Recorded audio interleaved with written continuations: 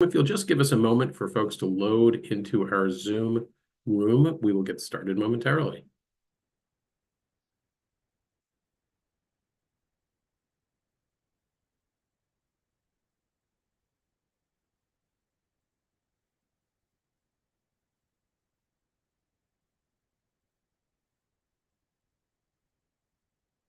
Hello, and welcome to WITA.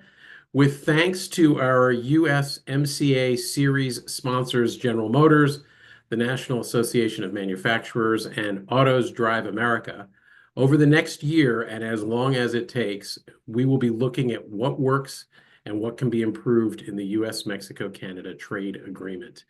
At our most recent event in the series, we looked at some of the outstanding disputes under the current agreement.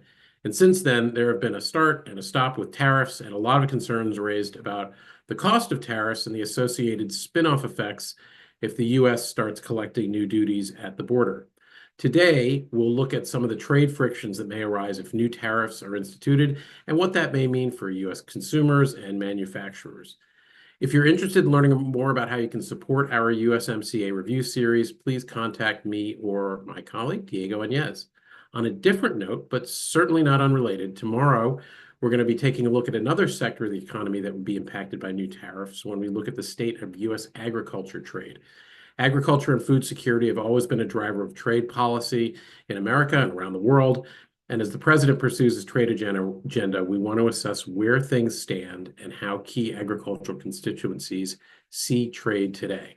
Like today, that event starts at 10 a.m. Eastern on Zoom, and you can find information on that event and some new events we plan to announce this week at www.wita.org. As you know, if you've joined us on one of our almost 300 webinars over the past 5 years, we like to call out the names of some of those you're in community with in Zoom, even if you can't see them on screen. So welcome today to Daniel Alvarado with the government of Alberta, Ciara Toomey with the U.S. Department of Agriculture in Mexico, Kelsey Kemp with the National Cattlemen's Beef Association, and Kurt Wells with the Aluminum Association. Welcome, Daniel, Ciara, Kelsey, and Kurt, and welcome to all of you. If you're watching this on Zoom, you can ask questions of our panel using the Q&A tab on Zoom. You should have also received a copy of today's event program by email. That contains a link so you can see our panelist biographies. Today's event was first conceived when we thought the new tariffs on Mexico and Canada would go into effect, but even when they were postponed a second time, we decided to go forward with this discussion because if they happen or whenever they might happen, it will cause a massive disruption on trade on the U.S. borders with Mexico and Canada.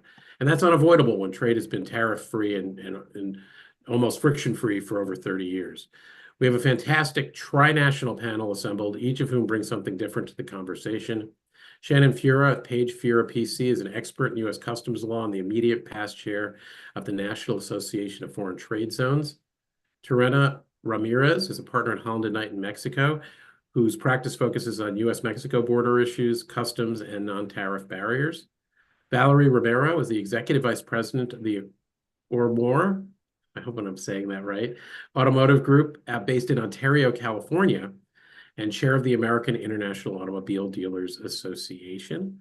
Mark Schering is the CEO of Air Technologies America, part of the EBM Pabst Group. Lori Tennis is the Vice President of Government Relations at Fura. She's an expert in U.S.-Canadian border issues and chair of the Canada-U.S. Business Association. We have a big panel today, so thank you for bearing with me as I get through that. And our moderator, Andrew Rudman, Senior Associate with the CSIS Latin America Program, and an old friend from simpler times, Andrew, 15 years ago, when trade looked so much simpler than it seems to look that it looks today, when we both worked on North American and Latin American issues in the biopharmaceutical sector. We're delighted he could join us today to lead our discussion with this terrific panel. Andrew? Ken, thank you. Really a pleasure to be here. It's great to see you. You don't look like you've aged at all since back in our pharma days. It's really a pleasure to be here and have, as you said, a fantastic panel. So welcome. I'll add my welcome to Ken's welcome to the panel and to all of you watching us this morning. This really is an auspicious moment for this kind of conversation and this series that WITA has put together. We're just a couple weeks away from April 2nd, which is the next deadline date, in this case for President Trump's promised reciprocal tariffs on all trading partners. It's also the next deadline for the tariffs on Canada and Mexico, which were applied and quickly removed earlier this month. And that was following a 1-month extension from February to March. I was in Mexico a few weeks ago, and when I was asked about the mood in the trade policy community in Washington and what was the sense, I said I think the most common phrase to describe the mood is uncertainty, and I think that remains the case. And as was alluded to, I think we're in a period of constant change and uncertainty. The panel that Ken and the WITA team put together this morning is really a fantastic group, and we'll try to draw on their wide range of experiences to help us understand how the uncertainty and how the very real actions that have already been taken by the Trump administration are impacting supply chains here in North America. I'll ask some opening questions of the panel generally and specifically, trying to draw on some of their specific experience. And we would, again, invite those of you watching to please feel free to type questions into the chat. We'll get to as many of them as we can over the next just shy of an hour. But let's jump right in. With our conversation, I think for the past several years, the United States, Canada, and Mexico have sought to reduce dependence on China and promote greater integration of North America, including through nearshoring. But one of the stated objectives of the Trump administration's trade policy is to bring manufacturing back to the United States, and for this reshoring to occur immediately. So to kick things off, maybe I could just ask each of you to share some initial thoughts on the complexity of supply chains and the challenges and the opportunities stemming from efforts to further regionalize or even nationalize trade and manufacturing. So I'm going to call on the panel in the order they're present on my screen, which is just a way to do it, nothing to be read into it. But I'm going to start with you, Laurie, if you don't mind. Certainly. So, from my perspective, I sit between Windsor and Detroit. So I'm at a nexus here watching cross-border commerce and the potential fears of all that participate as traders. And, from this perspective, I think what I often say is that cross-border trade, especially between Canada, U.S. and Mexico, it's not linear. It's integrated. It's more like a spider web, meaning we all make things together and we sell things together and we build things together. So to try and upend that, it's not something that can happen overnight. I think that there's a lot of fear among our clients, among businesses who just are not sure what the next steps are. Supply chains are highly complex, but especially ours, because as you mentioned, we've been doing this together for 30 years with no tariffs, with this ease that now we're not sure that is going to continue.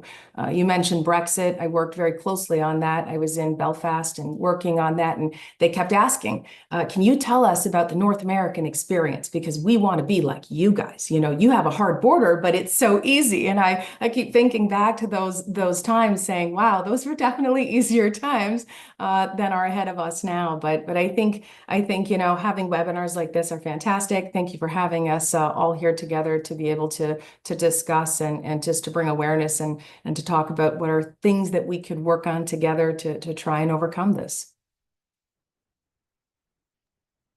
Thanks, Laurie. And I'm going to go to Shannon next. Hi, thank you. And really to follow up, I like Laurie's use of the term integrated, and that's exactly right. It's certainly true that the U.S. in particular has sought to reshore manufacturing, whether that's specific to China or otherwise. Some of those efforts from the U.S. perspective have been using like the carrot and the stick approach, the carrot being things like the CHIPS Act or the IRA, the Inflation Reduction Act, others based on Section 301 tariffs, and now we have AIADA. Have relied on the stick approach, right?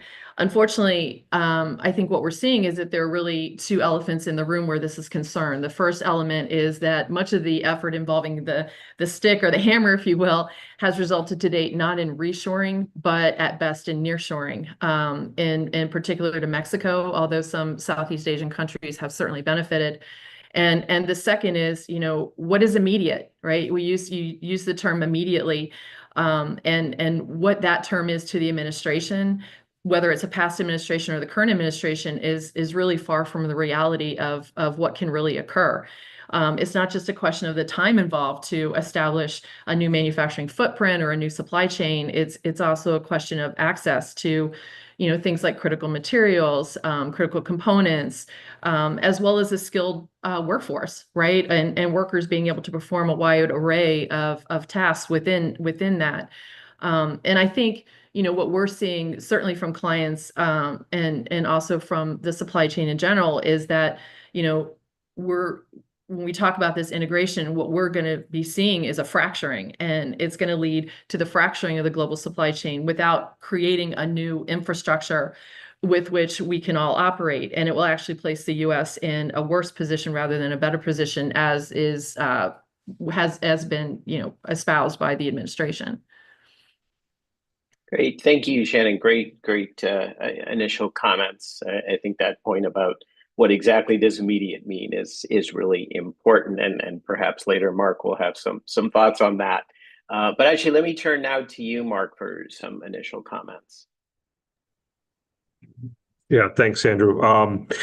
So as the manufacturer here on the panel, I have a perspective on it, and it's it's a global supply chain where not all components are available in a single country. And if you look at manufacturing in the U.S., where I'm based, the past several years, it's had a resurgence in the Americas, but it relies on this integrated supply chain, as a couple of the panelists have pointed out.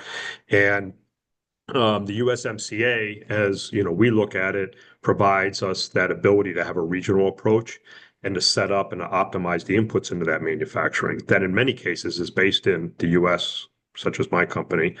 And tariffs will just add a level of cost and complexity to manage and remain competitive in that kind of an environment. Great, thank you. Let's see. Now on my list, let's go to Valerie next, please. Thank you. Good morning. And along those lines, with the affordability challenge is the biggest concern that we have as auto dealers. Just to give some numbers, the average vehicle price is hovering around $50,000 currently. Average monthly payment is nearly $800. And an average auto loan is the interest rate's up over 9%. Excuse me. So added that, and again, let me go back. I come from the perspective of being a second generation auto dealership person. And so we have several auto dealerships in California and Texas. And so the big concern weighing on us the most is the affordability. Beyond that, the insurance, maintenance, repairs, the numbers, the statistics over the last few years headed into this time period has been huge. Auto insurance is up 19% year over year. Repairs and maintenance from the time of the pandemic is up 33%. So affordability for consumers is absolutely number one. We're coming out of a tumultuous period with the pandemic, and so the threat of tariffs is already weighing in.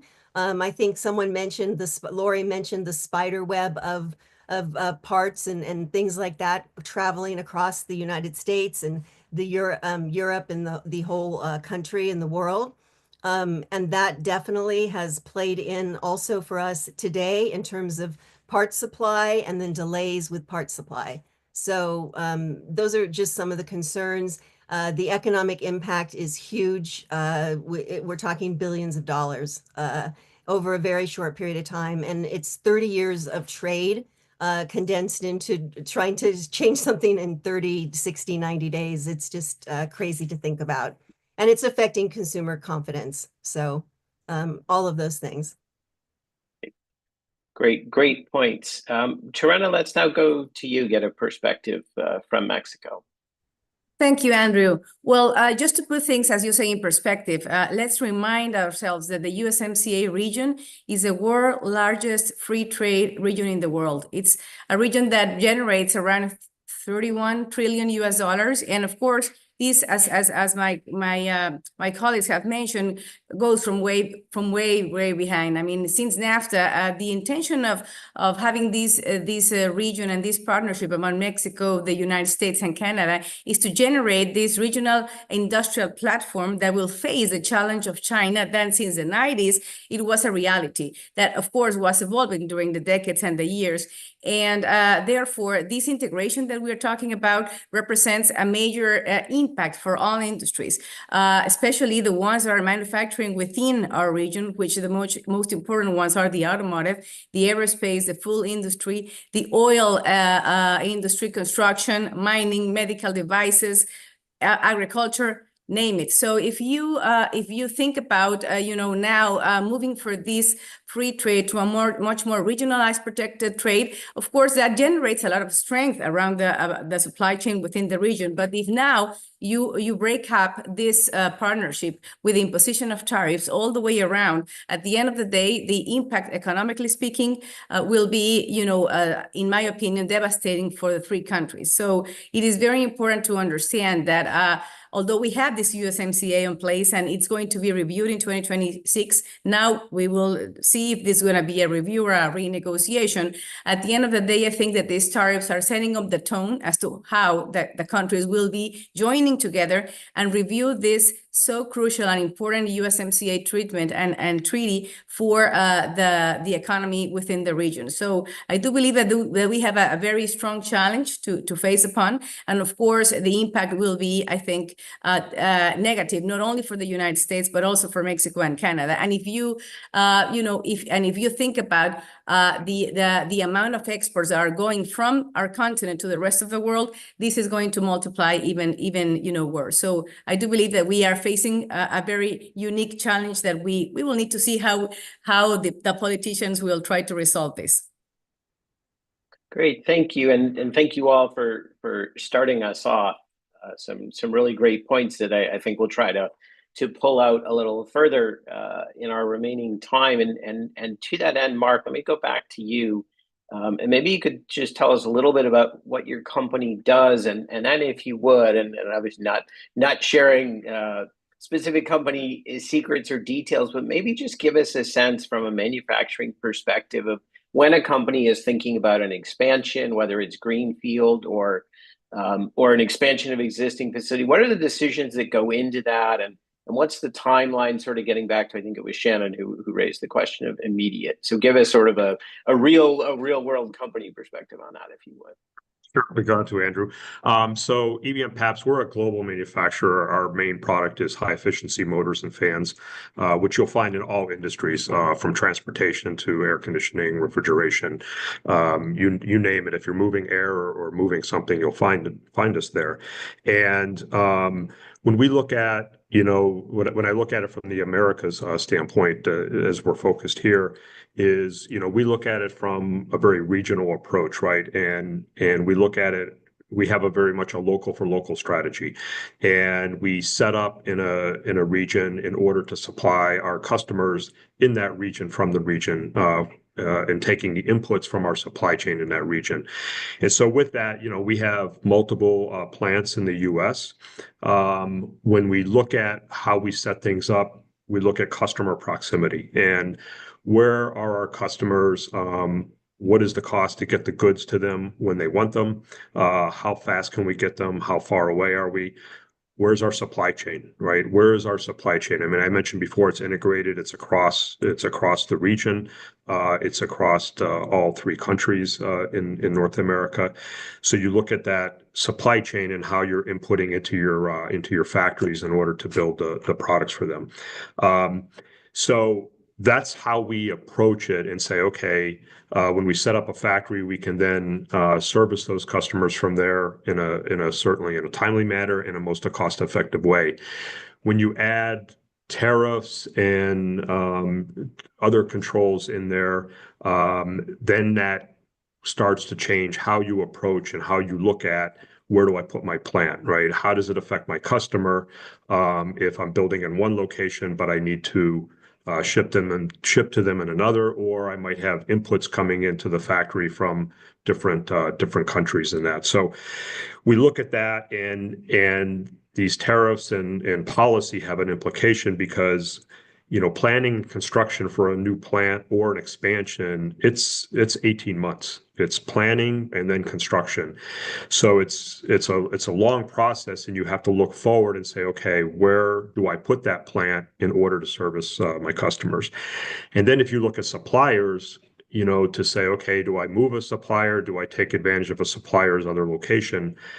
That's a 6 to 12-month process to qualify a supplier, put them into your place, and there's a lot of cost involved. So there's, having a uncertainty and where policy is, where trade is, where tariffs are, definitely has a big impact on how you approach your investments and how you plan for the future. Great, thank you. And we're already getting some questions coming in, which is great, and one that dovetails with something that I wanted to ask you about, Shannon. If you would sort of put your hat on as a former chair of the Foreign Trade Zone Association, and if you could just share with us, how does these disruptions or the delays and interruptions in supply chains, what does that do for free trade zones? Does that create an opportunity or a unique role for FTZs in the middle of this sort of uncertainty? That's a great question. And one of the things I'll start off with, when you're talking about foreign trade zones, and the one distinction I definitely want to make is that they're foreign trade zones in the U.S., which is distinct from free zones globally. So that's one thing, and it's a challenge sometimes to make sure that that's explained, because the program in the U.S. is vastly different in terms of our dual agency oversight that we have with respect to the Foreign Trade Zones Board and also U.S. Customs and Border Protection, and so you have a very strong program with government agency oversight. So the people taking advantage of that program have a very close working relationship with those agencies. And, historically, foreign trade zones have played a really critical role in economic development, investment, since their inception. And this is a congressional program that's been around since 1934, ironically, spurred as a result of the tariff situation at that time. And this program, what's really been important about this program is the fact that it is a program designed to spur manufacturing, designed to spur distribution, and it's really a powerful tool in terms of seamless movement when you're talking about the supply chain. Unfortunately, I think one of the things that we're seeing is that it can still be there. It absolutely can still be a critical tool. And we're seeing the interest in the Foreign Trade Zone program continue to increase exponentially, which is fantastic. I think the one thing that we are seeing, though, is while it's a powerful tool in the arsenal, that the actions that are being taken by the administration are handcuffing some of the benefits of foreign trade zone usage. And that marginalizes those benefits unless we get those reversed. And that's an issue when you talk about being a former chair. That's certainly an issue that the National Association of Foreign Trade Zones is on the Hill on a daily basis and in the agencies talking about. It's a matter of trying to educate Congress on its own program to show that this program really does fit hand in glove with what the administration is trying to accomplish in terms of bringing manufacturing here and bringing jobs here. And what you're seeing is when we have these executive orders that are being issued out at this very fast pace, there's little regard or little thought going into the language that's being used. And so you have merchandise that's going into a foreign trade zone that's essentially being admitted and treated as if it were imported directly into the U.S., which leaves those items exposed, right, to the various punitive tariffs that are being imposed. And like we said, the irony of that is that will disincentivize use of the zone program if the same duties are going to be assessed regardless. And again, that runs contrary to what this program was really created for. So what the administration is failing to realize is that the FTZ program falls squarely into the game plan of bringing in manufacturing and distribution to U.S. soil. We hear those terms, we all talk about nearshoring, friendshoring, and that also fits hand in glove with that, because you have seamless movement you can use the Foreign Trade Zone program as a re-export platform. That's an enormous incentive and benefit. And, you know, you have it from an economic development perspective, you have a company, say a manufacturer, that decides that they're going to locate operations in a particular locale. Well, they don't just bring their operations and their jobs and their benefits to the community, they're bringing their suppliers with them. And I think that's the thing that people are not realizing. You know, company A may have 3,000 employees, but the supply chain that decides to set up shop around them has an additional 10,000, right? So, you know, this is a program that also creates more than 550,000 jobs in the U.S., upwards of that, and it's continuing to increase. So making sure we can protect that program and explain to the administration and help the agencies to protect it is going to be crucial as we look at what the administrations are trying to do vis-a-vis our allies and our trading partners going forward. Great, thank you. That's really helpful, and it's a good lead in to a question I wanted to ask of Valerie. You talked, Shannon just talked sort of about the length of supply chains and connections to, you know, a company bringing its supply chain into a community. And Valerie, for the auto sector, of course, is probably the most deeply integrated industry in North America. It's now facing steel and aluminum tariffs and the threat of blanket tariffs on Canada and Mexico.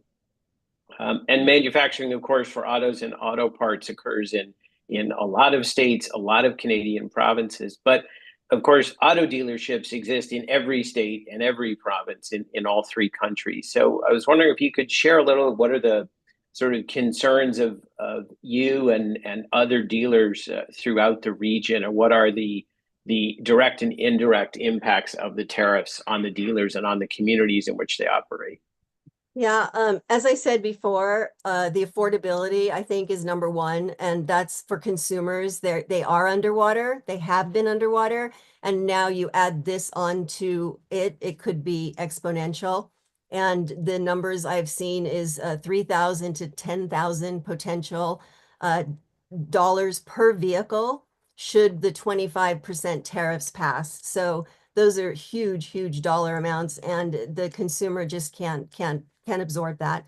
But beyond that, the economic impact and getting to team members in general, the affected employee amount nationally in the international dealer auto franchise world is over 716,000 people.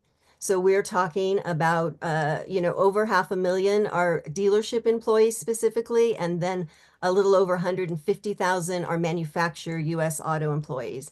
So the numbers are huge. That's including a $48 billion payroll for the international nameplate dealerships. So beyond all of that is the human element. And I think that's where my focus is the most is, you know, we have long-term relationships, not only with our team members, some 40 plus years, but beyond that, the community, right? And I think someone mentioned the, you know, all the additional vendors that are affected, suppliers, contractors, and we're not talking about just individuals. We're talking about another, you know, entity of business that's a going concern. So the impact on the local communities is huge. Not to mention, you know, the tax dollars, both state and federal.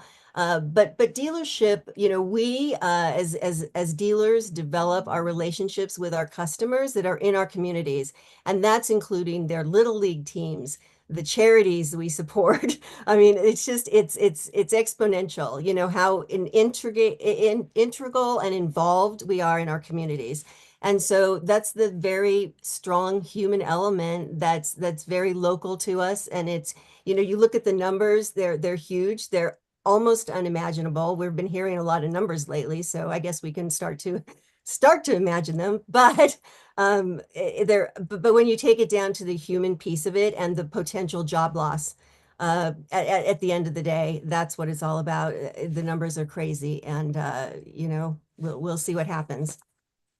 Yeah, I think that's a great point. And if my math holds out, what you were, though the number of manufacturing jobs, which is the focus, is important. It sounds like if my math was right, about 3 times as many employees employed by dealerships. So I think that's an important point that gets to this unintended consequences and downstream consequences that you've all mentioned. And I saw even recently Tesla submitted comments to USTR expressing concern about the downstream impact of tariffs.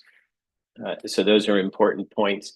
Well, let's now shift and talk to our two panelists from outside the U.S. To make sure we're getting that trilateral perspective. So, Turenna, let me start with you. President Trump frequently points out that if firms produce in the United States, they're not subject to tariffs. So I'm curious. We've talked a lot about the nearshoring, and Mexico has benefited greatly, of course, from nearshoring. But are Mexican firms looking at investment opportunities in the U.S. to respond, or what are they doing to manage in the current environment? Well, this is something that will not generate a perfect solution. Of course, we are still waiting for the retaliatory measures that Mexico will impose to the United States in the event that on April 2nd, I mean, this whole massive tariffs, not only the steel and aluminum that have already been in place, will actually be effective against our export to the U.S. And I think that we need to set up also the tone of what Mark was sharing with us. I mean, at the end of the day, the free trade agreements are made for one specific thing: to support competitiveness to Mark's, for instance, industry and many other industries in which you, as he was mentioning, you need to strategize more than a year or perhaps 2 years before in order for determining the constructions plans, allocation, the suppliers, to choose as to whether this integrated value will actually generate a good product to offer to the consumers. So to replace this over a couple of months, I mean, the question will be, with what are you going to replace it? Because we talk about the substitution of imports, the elevation of the regional value content, but you need to have that industrialization before you actually think that you are going to replace this type of supplies with local ones. Because in this generation, I mean, technology, artificial intelligence, and of course, this efficiency requires very specific technology and supplies that may be only in 1 or 2 places around the world. So it is very important to rethink as to whether this is an economic and a prosperity type of strategy to elevate U.S. productivity, or is this more something leading to a specific type of negotiation that maybe now be in place once the USMCA is going to be reviewed. In my opinion, and with the firm's clients, we have been seeing a lot of concern, because this uncertainty is of course determining if they are going to continue investing in Mexico, for instance, or if they're going to move the facilities to the US. That's not an overnight decision. There might be like new investments, I think, that may want to choose as to whether they will try to invest the totally project in Mexico, or perhaps split it in 2 or in 3, depending on the type of infrastructure and, of course, of project that you may have. But as of today, we have been, of course, seeing a lot of uncertainty, and of course, businesses are getting a little bit more concerned about taking decisions right now. They want to have the wave down a little bit, to see if they can actually benefit from a switch in the construction and manufacturing process in the United States. Because as Shannon was mentioning, perhaps if they are not even considering the free trade zones as a potential, infrastructure for a very effective production lines, then let's see, because the labor costs and of course the industrialization that we have in the country was the precise, objective of NAFTA and then the USMCA. We are around 500 million people around the 3 countries, not even half of China's population. So we are still so far ahead in the vision of a regional trade in which we can partner up to seek a better competitiveness of our products throughout the world. So yeah, still too soon to say. Right. Well, I think this theme of uncertainty and the need for long-term planning really butts up against this demand from the administration, or expectation of immediate reactions. But Laura, let me come over to you. I think certainly the theme of uncertainty applies in Canada, both for domestic political reasons as well as all the reasons we're talking about. Canada and the U.S., of course, have a longstanding partnership that goes even before NAFTA. And I think as a result, the tariffs and the quote unquote jokes about becoming the 51st state, et cetera, have struck a nerve in Canada, I think, in a way that more intensely than has happened in Mexico. And of course, Canada has parliamentary elections sometime this year, probably sooner than October. So maybe you could just talk about how does all that play into the Canada-U.S. Business Association's ability to engage on behalf of its members in both countries? Great question. Other than a lot of heartburn and a lot of sleepless nights for all of us who work on this file, I think, at least I'm going to talk from a personal perspective. I am Canadian citizen, permanent resident of the U.S. I was a Canadian immigration officer with the Canada Border Services Agency before I became an attorney. So I lived and breathed pre-NAFTA, during NAFTA, pre 9/11, post 9/11, pre-COVID, all of these border events, if we'll call them that. I think from a Canadian or Canadians perspective, we feel like our best friend slapped us, and I don't mean to make it so informal, but that's the sentiment I keep hearing, is that this came out of nowhere. Where is this coming from, right? And so it's definitely making it challenging for at least our members at CUSBA. I think what we're trying to do is, and what we're hearing, let me say that we're hearing first from many Canadian companies, much like many of the comments and very great insights from my co-panelists. Our members are planning right now. That's what they're doing. We're seeing a lot of decision trees. If this, then that. If that, then this.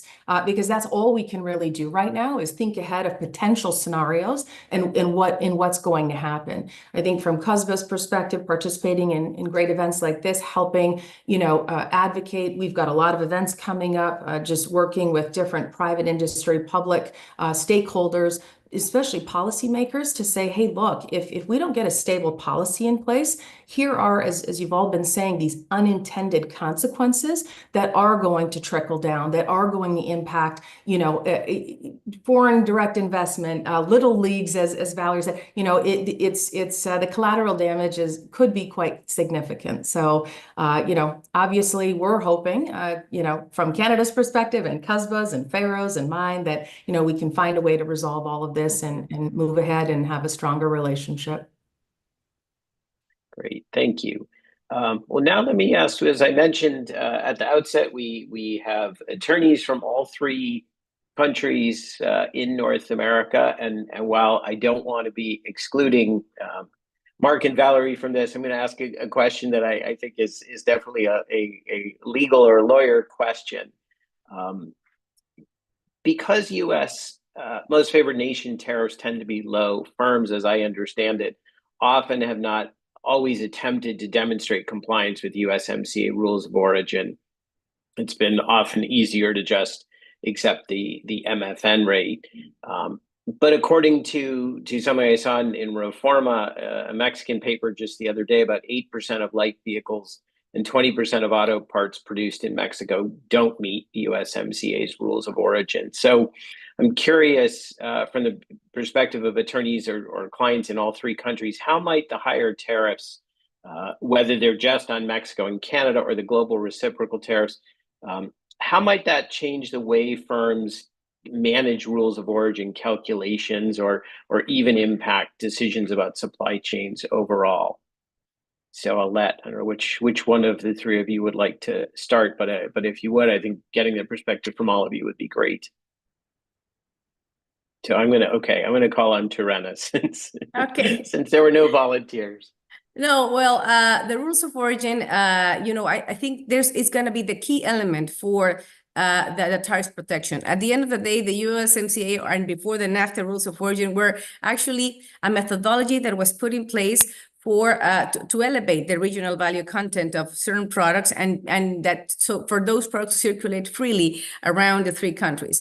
So perhaps, as you were mentioning, some of the in the automotive industry, the rules of origin have been more and more complex over the years. And with the USMCA, this complexity became, at the end of the day, almost, because we have some clients that do comply with the rules of origin, but almost impossible to comply because there was a regional value content and then labor, a labor value content, and then a steel and aluminum specific value content, and then a combination that had to reach a level of 75% regional value content. So sometimes these type of calculations may be complex for the manufacturers to comply with, but now I think that they will need to review again how to comply with these specific percentages, because that will be the safety net for the commercialization of these goods, not only duty-free, but without the tariff imposition. Because as of today, as you may recall, the USMCA goods are not, punished with this 25% duty. So if we want to remain competitive, then I really recommend that all, manufacturers, not only in the automotive sector, revisit, review, and of course, try to comply with their specific rules of origin, which vary from chapter to chapter. And this is, I think, is going to be a very healthy exercise for the, not only for this protection against tariff, but also for the, the competitiveness that they will reach out if they will, of course, be subject one day and then the other, perhaps not, to this type of threats in terms of the tariffs imposition.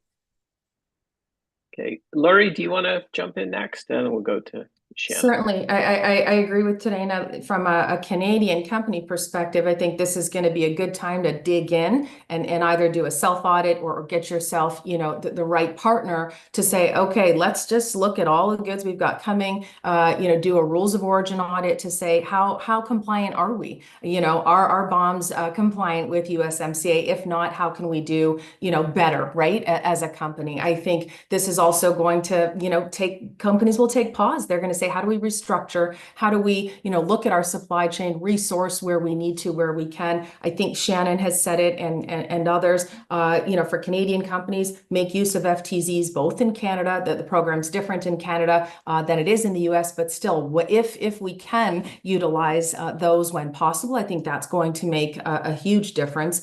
And then, just obviously making sure that we take into consideration what Turenna said, and I can't stress that enough. We are going to make ourselves less competitive if we can't really just look and maximize this regional competitive and make the best of this FTA that we do have, right? And so I think we've got to, just do our homework and take a deeper dive into what we're doing, into our practices from a company perspective, at least from a Canadian view. Shannon, any thoughts? Sure. I think, when you look at, I guess, level setting with respect to the agreement. So from a rules of origin perspective, approximately 80% of the rules did not change going into the agreement, but there were certain sectors, obviously, that were targeted. Automotive, first and foremost, being one of those sectors. And, Turenna, I think you talked about the complexity. Laura, you did as well, the complexity of the rules associated with that. And I think, what we're seeing is there's no doubt that companies have weighed the cost of administration and compliance with USMCA's rules in deciding whether or not they want to be able to benefit from the agreement. The tariffs being imposed, particularly the stay of the 25% AIADA tariffs to USMCA eligible goods, that certainly caused companies to reevaluate, at least certainly our clients, has caused them to reevaluate their approach to USMCA qualification. We would expect that the use of the program to increase if they, we talk about going through and doing an audit and looking at the products that you have and whether or not they can be eligible. So from that perspective, we certainly will see, at least we think that we'll see an increase. The big unknown is what we all keep talking about, and it remains to be seen whether qualifying under USMCA will still result in any substantive benefit once April 2nd arrives, right? And that's not too far from now. So I think who was it, Lori? I think you were talking earlier, or maybe it was Turenna, it was you, but we were talking about, the big question marks, right? And people are really trying to plan and do those decision trees. Lori, it was you, the if then this, right? And we certainly are seeing our clients do that as well.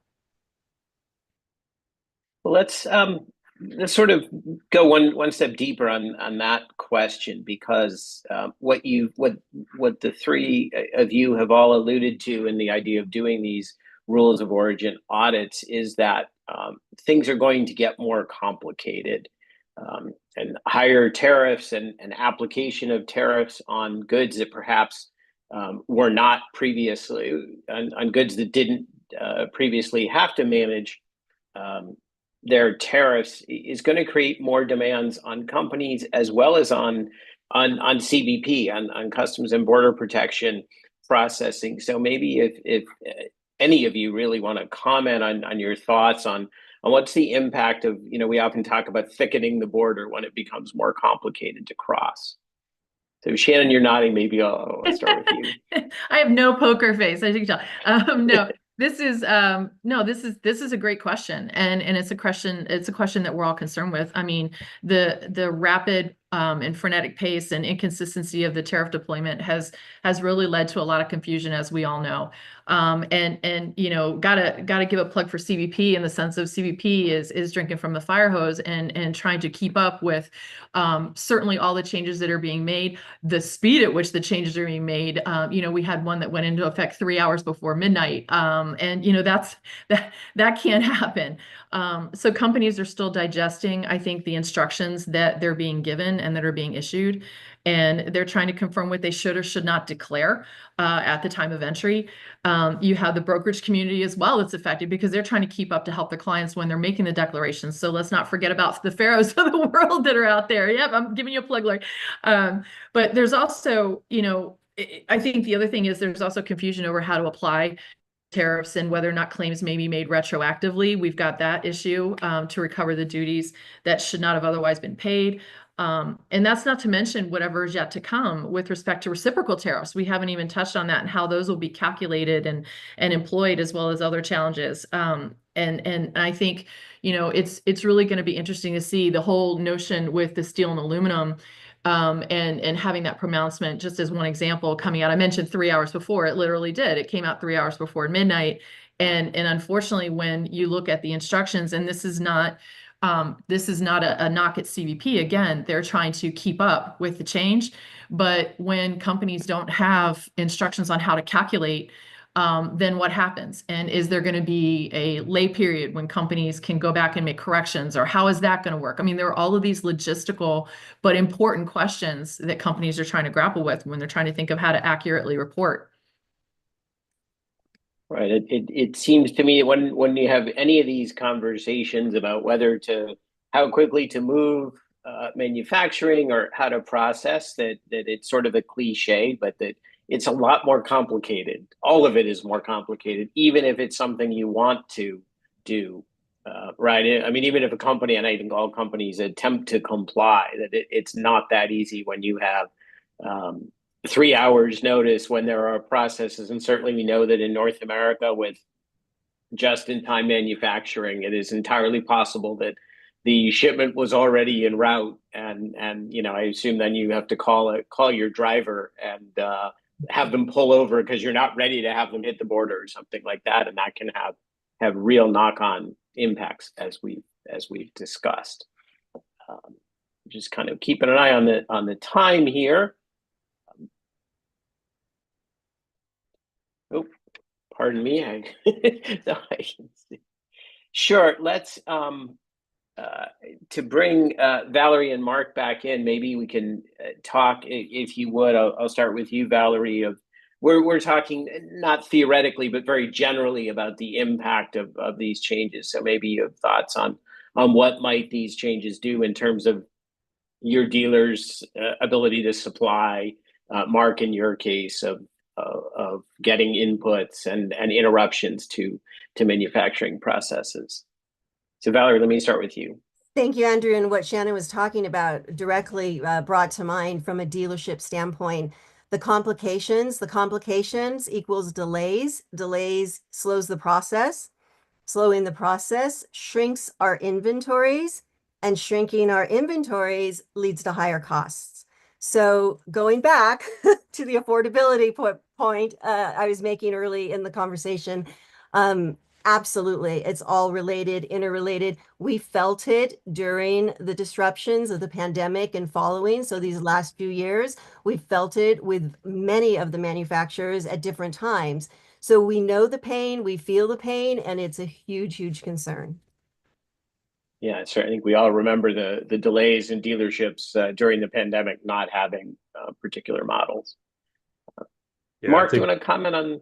Sure, Andrew. I mean, I think what Shannon said was absolutely correct. I mean, in the last days and week, there's a lot of uncertainty. The brokerage teams and customs brokers and our logistics teams, conflicting information. What is the tariff? What's it applied to? Is it applied to this or not? And so there's been a high degree of uncertainty. And then you couple that with customers that say, okay, how does this impact me, right? How does this impact my parts that I buy from you?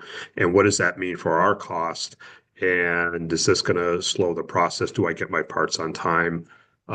Do I pay a tariff on the entire part, right? Because there's derivative products that go into our components that are not part of a tariff, but then the customer, this creates a whole cascade effect on how do we manage that and how do we deal with that. So, there's a tariff cost, but then there's a management cost and a logistical cost that's on top of all of this. And the uncertainty is definitely part of it. Lori was commenting to that, and I said it earlier, is it's hard to make a decision on where you put that next plant, where you would do that expansion if you don't know what the lay of the land is. And that's I think for businesses and for manufacturers, that's something that uncertainty is not something that helps to drive those decisions. So that's something that needs to be there. But again, the region is very much integrated on a supply chain, and it relies on that. And companies that set up here, they look at that as it's a strong basis of a reason why you want to manufacture in this area. Right, absolutely, and certainly if a company now has to assign staff members to do these additional calculations and reviews, et cetera, they're doing that instead of something else. So there's no doubt that there's an impact. But let's try. We're just about out of time. I think I can give each of our panelists about a minute, maybe a minute and a half here. I want to try to end on a positive, or at least a forward-looking note. We've talked a lot about the challenges and the unpredictability and uncertainty, and underlying all of this is, as you just finished up, Mark, this idea of the North American relationship and the potential that North America has as a region. So maybe I'll just ask you each quickly, what are your thoughts on, is the North American commercial relationship irreparably damaged at this point, or does 30 years of integration suggest that we can weather this and continue to build what we've always talked about as the most competitive region in the world? So I'll go back and kind of do the same order as where we started. So I'll go to you first, Lori.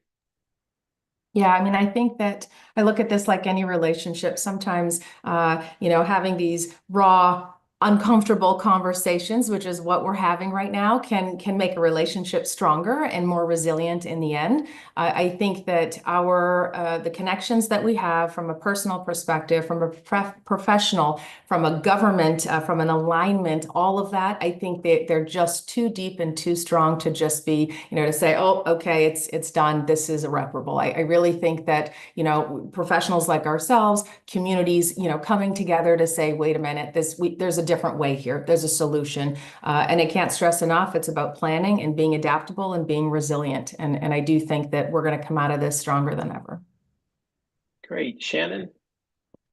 I really want to be as positive as Lori right now. I really, really do. No, all kidding aside, Lori's right. It is like any relationship. I think our concern is that the U.S. administration right now is speaking so stridently on topics. And I think that needs to be toned down. I think if you're going to keep that relationship moving and you're going to keep our allies, I think you really need to stop think about this, the approach you're taking, stop the tit for tat back and forth, which is not helpful to business. It's not helpful to the agencies trying to implement it. It's not helpful to anybody's economy. I think that's going to be the key. If someone can get through and get that rhetoric toned down, I think that's going to be where our positive note's going to come through. Thanks. Mark, over to you. So I mean, I'm optimistic that we will figure this out. You know, from a, you know, as I said earlier, there's been a very significant resurgence in manufacturing in the North America. And I think that will continue and that will be there because companies want to be, you know, coming out of COVID and supply chain crisis and everything else, that's put a lot of emphasis on regional and being local to your customer. And that's our approach as well. I think at the end of the day, we just need common sense approaches to tariffs. And if we put a common sense you know, methodology in there as to what makes sense and what makes manufacturers in this region competitive and to be some of the strongest in the world, then we can get through this. But the integration is very it's very deep, and we need to continue and protect that. Thanks, Mark. Valerie, any final thoughts? Well, as dealership people, we are entirely optimistic always. We believe in the American consumer. We believe in the American economy, and very hopeful that we can everyone work together to find solutions. On top of that, AIADA is committed to having whatever conversations need to be had in any direction with the president, administration, all the industry leaders. You know, they are ready and willing and able to get in there and really fight for all of the things that matter. But we're very optimistic always. Great. And Turenna, we'll wrap up with you. Thank you, Andrew. I do believe that there has to be a middle ground, a middle point of settlement, a middle point of discussion, and to a win-win solution to this problematic. At the end of the day, Mexico, for instance, is the #1 business trading partner of the United States and vice versa. And with this region, again, this is the world's largest free trade region in the world, affecting more than 510 million people with a 31 trillion US dollars economy. I do believe that if you're going to put tariffs in all these, you know, aspects, there's going to be a dynamite within the you know, the North American region. And what is expected to have here is, I think, it's a common sense of perhaps sharing and collaborating among the three countries with their own advantages and disadvantages to try to, perhaps, if the intention of this administration is to move up some industrial processing in the United States, I think that doesn't, you know, interfere in our continuous collaboration with the USMCA, with Canada, and with Mexico. And I think that finding a middle ground could be, you know, like the best solution for this, you know, trade, so-called trade wars. But at the end of the day, it is more than trade. It's actually, you know, booming up a very, you know, a very profitable platform in terms of worldwide economy. And I mean, let's be realistic. What is going to happen if this is something that goes away for real? I mean, with whom the USMCA is going to partner up, you know, better than with his neighbors? And what is going to happen with China? Is China going to be the ultimate champion and winner? You're going to leave China, the rest of the world? I think that this is something that has to be, you know, reflected and, of course, revisited among the three countries with a much more deeper and seriousness in terms of economics, in terms of politics, but also in terms of common sense. So I do believe that there's going to be a middle ground solution. I don't know if in the near future, but we are expecting to have that something that comes up, you know, in pro of the three countries' interests. Great. Thank you. Thank you very much, Turenna, Valerie, Mark, Shannon, Lori. Thank you so much for all your comments this morning and participating. Really great conversation. I'm going to turn it back over to Ken. Well, thanks very much. Really great conversation. At WITA, we love to get into the weeds and be able to help our generally very well-informed membership and viewers to understand even more deeply the issues that we're all facing. And this is a great conversation. I'm reminded when I worked on Capitol Hill many years ago, somebody reminded me, Valerie, that there's auto dealers in every single congressional district, as well as grocery stores and gas stations. I think those are like the three that you could find everywhere. And certainly these impacts are going to be felt across every corner of the United States, Mexico, and Canada. And I think the understanding those implications of that for businesses, consumers, is vital for understanding the impact of these trade policies. Thank you, Andrew, for your help with today's event. Shannon, Mark, Turenna, Valerie, and Lori, thank you all so very much. We look forward to hosting all of you again, and on the webinar platform, our guests who are watching. Reminder, tomorrow we have an event to discuss U.S. agriculture and the impacts of trade, what's happening on trade for U.S. agriculture, and what some of the implications of some of the actions that have been taken and being contemplated for U.S. agriculture. That's tomorrow at 10. That's a free event. Big thanks again, and lastly to our USMCA series sponsors, General Motors, National Association of Manufacturers, and Autos Drive America. Thank you to our sponsors. If any of you out there would like to sponsor the series, we'd welcome to have you as well. Thanks again, Andrew, Lori, Valerie, Mark, Shannon, and Turenna, and have a great day, everybody. Bye, everybody. Thank you. Thank you.